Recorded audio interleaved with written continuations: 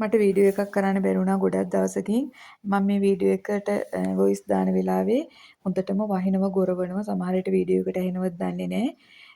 ඔය උතන රිදිවනනි අපේ අක්කා. එයා රිදි ටික හොදලා වනනවා. ඒ අතරේ අපේ මහත්තයා මිදුලතු ගානවා. ඉතින් මගේ වීඩියෝ එක මාව සබ්ස්ක්‍රයිබ් කරලා මේකතු වෙන්න කියලා ආදරයෙන් මතක් කරනවා. ඒ වගේම බෙල් අයිකන් එක ඕල් දාලා වීඩියෝ හොඳයි කියලා හිතනවා නම් තව කෙනෙකුට බලන්න ෂෙයා කරලා ලයික් කරලා කමෙන්ට් කරන්නත් අමතක කරන්න එපා. ඔය ඉන්නේ මගේ අම්මා. එයා ලස්සනට මිදුළු තියාගෙන ඉන්නවා වත්ත ගේ ඇතුලේ එහෙම ලස්සනට පිරිසිදුවට ලස්සනටම තියාගෙන ඉන්නවා. අද ඔය අපේ මහත්තයා මිදුළතු ගානවා. වෙනදා ඉතින් ගෙදර අතුපතු ගානේ මම. අද නම් ඔය එයා මිදුළතු ගානවා. එයා එහෙම තමයි කොහේ හරි ගියාම එහෙම හොයලා බලලා වැඩ කරනවා. මිදුලේ එහෙම අතු ගාලා දෙනවා. ඊට පස්සේ අක්කා රෙදි හොදනකම් මහත්තයා මිදුලතු ගානකම් මමයි අම්මයි ගේ අස්පස් කරා ඉව්වා එහෙම ඒ දේවල් කරා. අපේ අම්මා ගෙදර ලස්සනටම තියාගෙන ඉන්නවා. එයා ඉතින් වැඩි අර බඩු එහෙම තියාගෙන නැහැ. අර වෙලාව නම් ටුට්ටක් අර හැඩි වෙලා තියෙන අපේ ඉතින් ඇඳුම් බෑග් ඒවා මේවා තියෙන නිසා නැත්තම් එයා ලස්සනටම තියාගෙන ඉන්නවා. මම ඔයාලට දෙයක් කියන්න ඕනේ. මම මේ දවස්වල ඉන්නේ ගොඩාක් හිතේ අමාරුවෙන්. ඔය අපි යන්නේ වෙසක් බලන්න හිතාගෙන ඉන්නව ගෝල් පේස් එහෙම ගිහිල්ලා නෙළුම් කුළුණ එහෙම බලන්න යන්නේ. බලමු මම පුළුවන් වුණොත් වීඩියෝ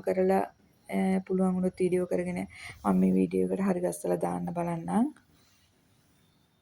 බලමු. ඉතින් ඊට පස්සේ මම අර කියන්න ගිය කතාව තමයි මම ගොඩාක් ළඟින්ම ඇසුරු කරන කෙනෙක් නිසා මම ඉන්නේ ගොඩාක් හිත තමනාපෙන් තමයි කියන්නේ හිතේ වේදනාවෙන් ඉන්නේ. අපේ හිත හොඳ වැඩි නිසාමද කොහෙද අපි වෙන අයට රැවටෙනවදෝ කියලාත් මට වෙලාවකට හිතෙනවා. මම අර ඕන කෙනෙකුට මම හරියට අනුකම්ප කරනවා. අර එහෙම උදව් කරන්න එහෙම අන්න එහෙම ගතියක් මගේ තියෙනවා. ඒක මට ඕනවට වැඩි කියලා මට දැන් දැනෙනවා.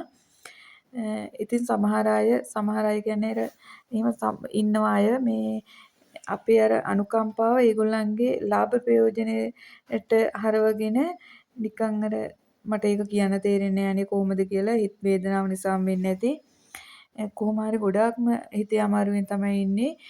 ඒ ළඟින් මැසුරු කරගෙන කෙනා මට හිතෙනවා අනේ වෙලාවකට මිනිස්සු හරි කපටි කියලා. ඉතින් ඒක නිසා කපටිකම් කරන මිනිස්සු තවත් ඉස්සරහට ඒ වගේ අය ඇසුරු කරන එකේ තේරුමකුත් නැහැ කියලා මට හිතෙනවා. නිකන් අර අපි අමාරුවේ වැටෙනවා වගේ වැඩක් විතරයි වෙන්නේ. ඉතින් මම දැන් හිතාගෙන ඉන්නේ ඒ වගේ අය මගෙන් මම ඒ අයගෙන් මම ඈත් වෙනවා. මට මගේ තියෙන ලොකුම අඩුපාඩුවක් තමයි මට හරියට වචන පැටලෙනවනේ මන් දන්නේ මොකද කියලා.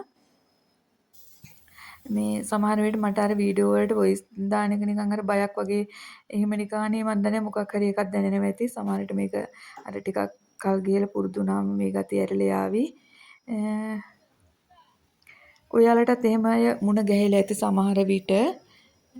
මන් දන්නේ මගේ ජීවිතේ නම් එහෙම අය ඕන තරම් හම්බෙලා තියෙනවා.